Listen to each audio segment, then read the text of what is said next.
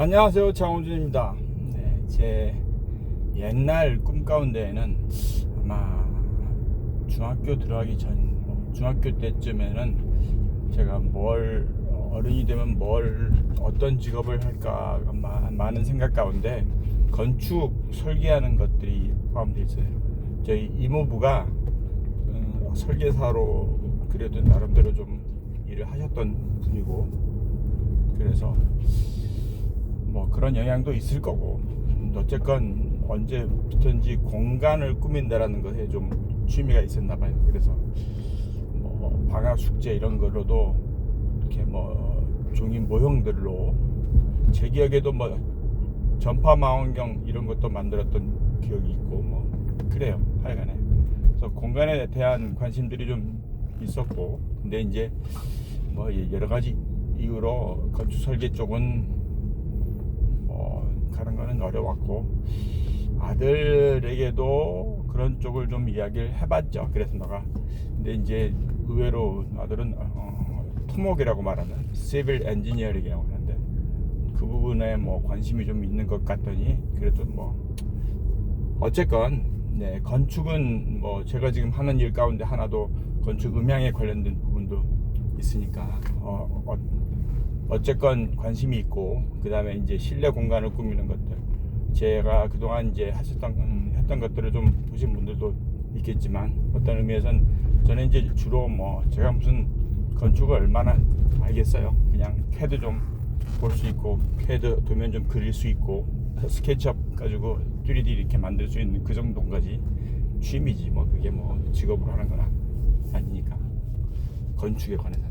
그래도 하여간에 공간에 대한 구성들, 공간을 어떻게 이제 꾸미는지, 그 용도에 의해서 어플리케이션들을 이해하는 방법들, 그 다음에 특히 이제 그게 음향이라든지 조명이나 영상 쪽 미디어에 관련된 부분들에 관해서 좀 이제 나름대로 공부도 좀 하고 연구도 좀 해서 어느 정도 이제 그런 부분에 대한 컨설팅도 하고 그러고 있습니다. 근데 이제 그게 사실상 그 건축을 하시는 분들도 제가 알기로 대학원 과정에 가거나 아니면 이제 학부도 좀 올라가야 공간 음향, 어쿠스틱이라는 걸 좀 공부를 하는 것 같아요. 근데 이제 그게 실제로 이제 공간을 꾸미는 거에서 이게 엄청 중요한 요소인데, 그 부분이 그렇게 아주 디테일하게 되지는 않습니다. 대부분 그냥 인테리어 하는 쪽에서 뭔가를 하거나, 아니면 음향이 진짜 주 목적인 예술의 전당이라든지 어떤 공연장 같은 설계 때는 전문 음향 쪽인 면에서의 건축 음향을 하신 전공자들이나 이렇게 이제 컨설팅을 받겠죠.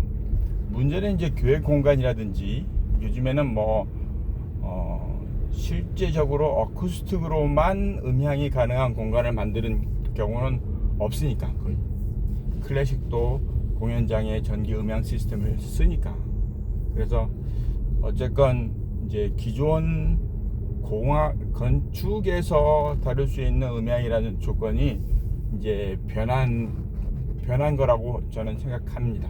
그러니까 전기 음향이 필수인 조건에서는 옛날처럼 그냥 어쿠스틱에 의해서만, 그래서 소리를 공간에서의 울림을 통해서 더 키워야 되고, 그 다음에 방향을 정해야 되고 하는 그런 시대는 이제는 아니니까, 카톨릭 성전에서도 크게 해도 거기도 증폭기를 써야 되는 거고, 이미 수백 년 전에 만들어진 유럽에 있는 그런 큰 성당이라든지 교회도 전기 음향을 쓰니까요. 그게 실제 그 공간에서의 울림으로 선명도라든지 이런 것들이 구현되기 불가능이니까 당연히 전기 음향의 도움을 받는 거죠.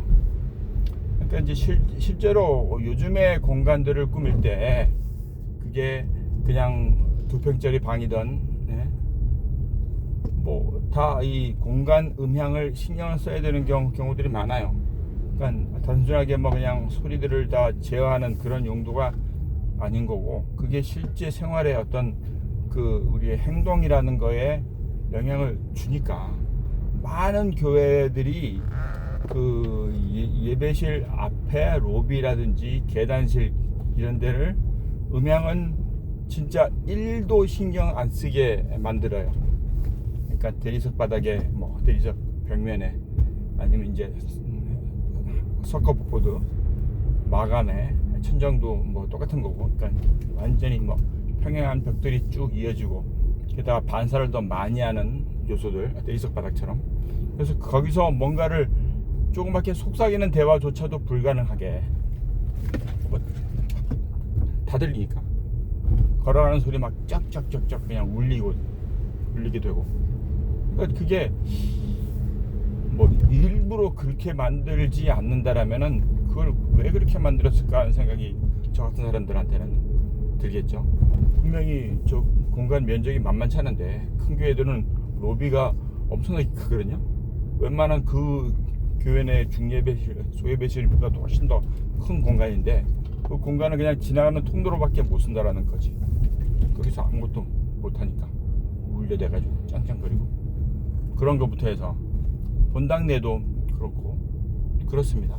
그래서 하여간에 이제 뭐 요 며칠 유튜브 알고리즘에서 우리 이제 윤현준 교수님, 그분이 교회를 설계한 곳 두 곳이 이제 뜨길래 그래서 이렇게 쭉 봤는데, 건축이라는 면에서는 뭐 제가 말할 거리 깜냥이 안 되는 거고, 공간 구성, 뭐 광장에 대한 거라든지 어떤 열린 주차장의 위치, 뭐 높이 이런 것들에 대해서는 뭐 아주 괜찮습니다.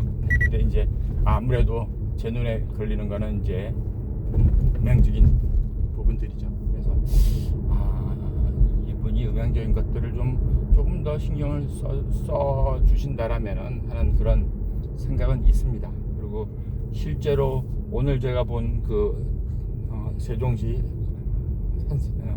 산성교회 내부를 잘 만들었더라고요. 그러니까 제가 이제 실제로 많이 권해드리는 방법 가운데 하나도 벽면을 그냥 민자벽, 우리 이제 그냥 이렇게 매끈매끈한 그런 벽면으로 만들지 말고, 벽면에다가 볼록볼록 그런 경사들을 만들고, 그런 이제 튀어나온 부분들, 그게 실제로 디퓨징이라고 해서 소리를 확산을 하는 효과를, 아주 중요한 효과를 냅니다. 확산이 중요한 이유는 소리를 다양한 곳으로 퍼뜨리기 위한 것이 아니고 소리 에너지를 분산을 시킨다라는 거예요. 그러니까 우리가 이제 직접음이 벽에 부딪혀서 반사음으로 나올 때 그게 확산이 없는 일반 대부분의 공간에서는 그게 소리를 증폭을 시켜버려요.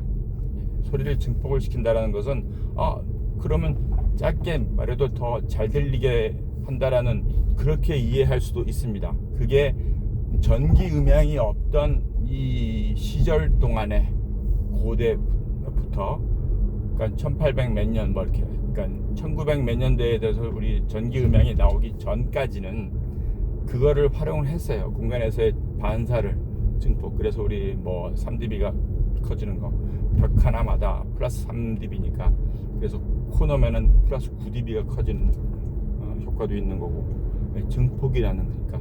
왜냐면 전기 음향에서 3dB를 키우거나 뭐 9dB를 키우려면 돈이 들어가는 거니까, 그걸 이미 만들어지는 공간에서 그렇게 한다라는 것은 의미가 있겠죠. 그렇지만 그거는 옛날의 이야기인 거고, 전기 음향이 필수인 시대를 살면서 되려 중요한 것은 공간에 의한 증폭이나 이런 것들을 뭐 가능하면은 없게, 또는 제어할 수 있는 만큼, 아니면 이제 적절한 만큼 우리가 공간성을 느낀다라는, 우리가 그 에코 챔버 아니지, 에코 챔버가 아니지, 그 음향기기 테스팅 할 때 가는 그런 이제 무향실에서 들어가면 못 견뎌요.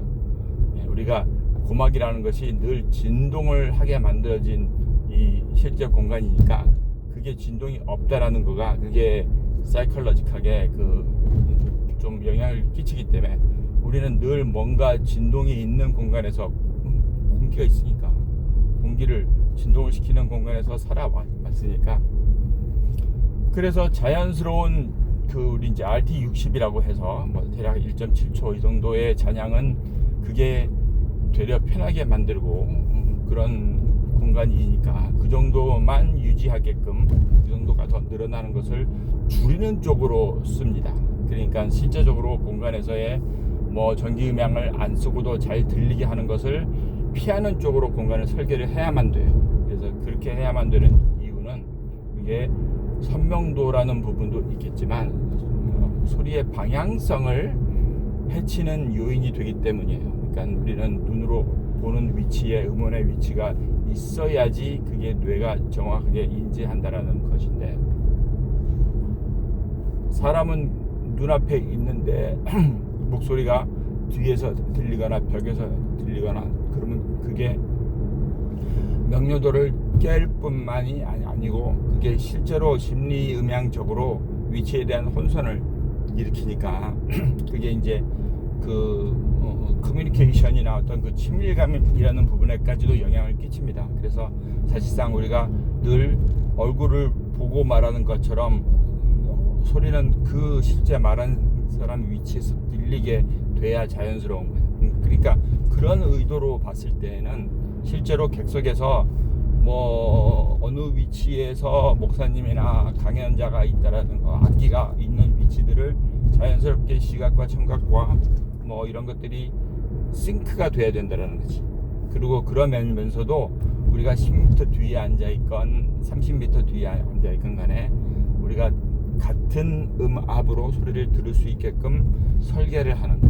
그러려면 단순하게 전기 음향에서 뭐 게인 스트럭처 제가 설명해 드린 것처럼 그렇게 해서 정확한 음압을 내는 것, 그것만 중요한 것이 아닌 거고, 그게 실제 만들어진 건축, 그러니까 만들 건축이라면은 설계하는 상황에서 이미 그것들을 저 같은 사람이 예측을 해서 그 문제점들을 다 제어해서 그 돈이 2배, 3배 안 들어가게끔 만들어 놓고 거기다 또 흡음판 붙여야 되고 확산판 붙여야 되고 그럼 그게 다 엑스트라니까.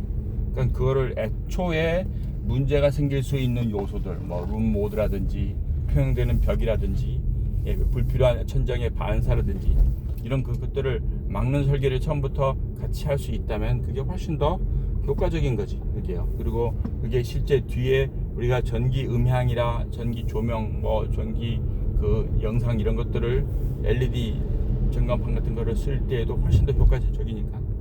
그래서 그런 부분이에요. 그러니까 아까 이제 제가 뭐 그 윤 교수님 영상에도 댓글로 뭐 그냥 안 해도 되는데 그래도 사족을 좀 달았습니다. 그래서 뭐 영향력이 있으신 분이니까 그분이 잘못 이해하고 설명한 부분들이 또 있고요. 그래서 그 부분들을 뭐 지적질을 하는 것이 아닌 거고, 그 부분에 대해서 그건 모를 수 있으니까 대부분 건축하는 분들이 건축 음향을 그러니까 그냥 시험 보고 공부했던 걸로는 아실 텐데 그게 실제 응용해서 그렇게 중요한 공간들을 설계하지 않는다라면은 대부분 뭐 그냥 이렇게 별로 중요하게 생각하지 않고 넘어가요. 근데 그 사실상은 뭐 집을 설계를 한다든지 아파트를 설계한다든지 층간 소음이나 뭐 이런 것들이 다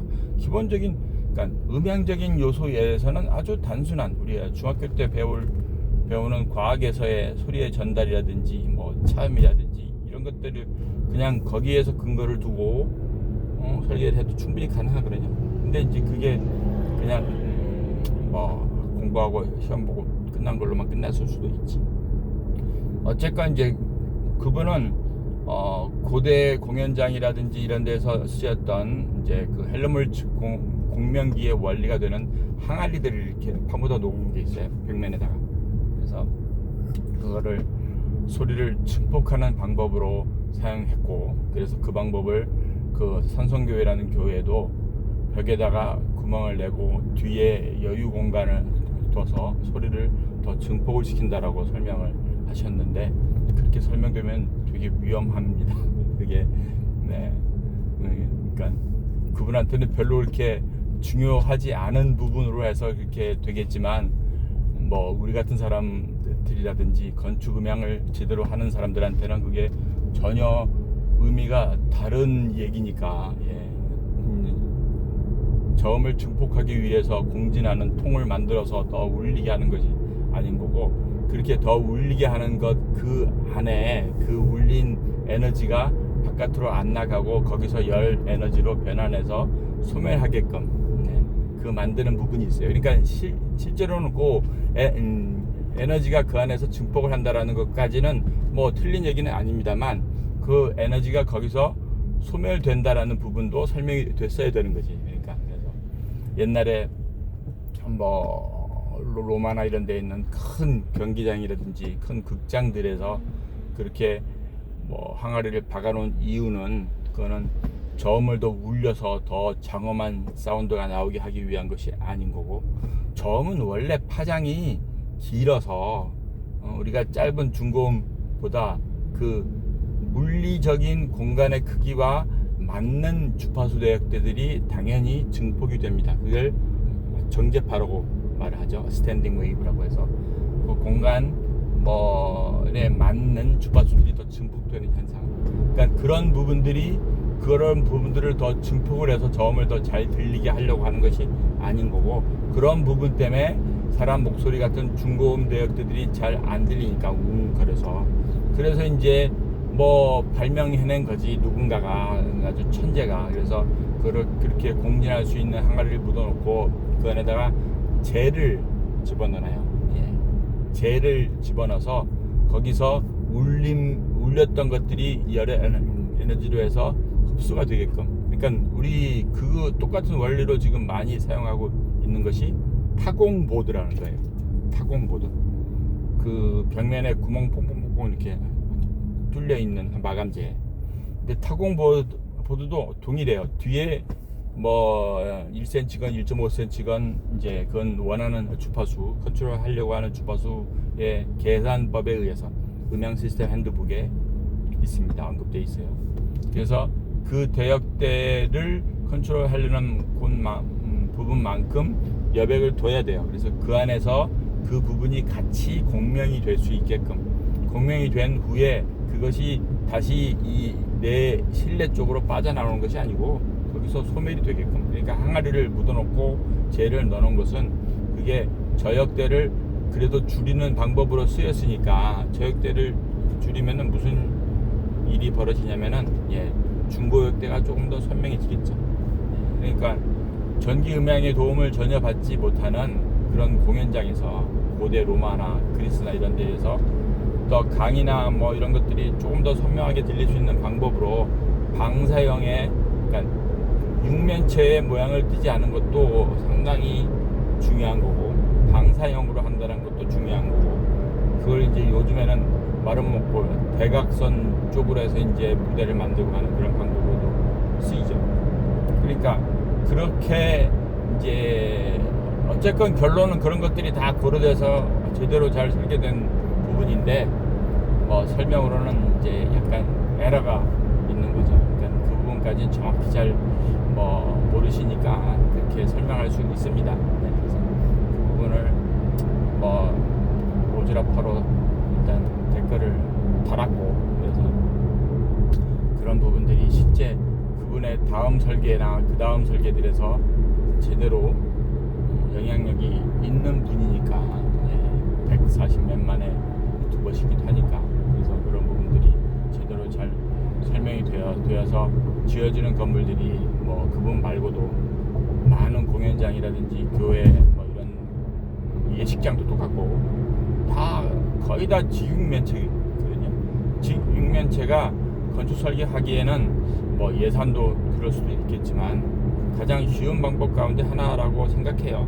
그냥 그걸 이제 슈박스라고 영어권에서, 미국에서 말을 해요. 신발 박스. 그런 모양은 절대적으로 피해야 하는 모양입니다. 그 안에 평행한 벽들이 많고, 평행한 벽은 정제파를 만들고, 그것이 실제 우리가 컨트롤하기 어려운 상황까지 가는 거고, 그러니까 처음부터 정제파를 안 만드는 쪽으로 만들면은 훨씬 더 수월하거든요. 어쨌건 오늘 이야기의 주제는 그겁니다. 그러니까 건축 음향이라는 것이 그냥 이렇게 무시하고 넘어갈 부분이 아니고 그 부분도 중요한 부분이라는 그 얘기입니다. 감사합니다. 빠이.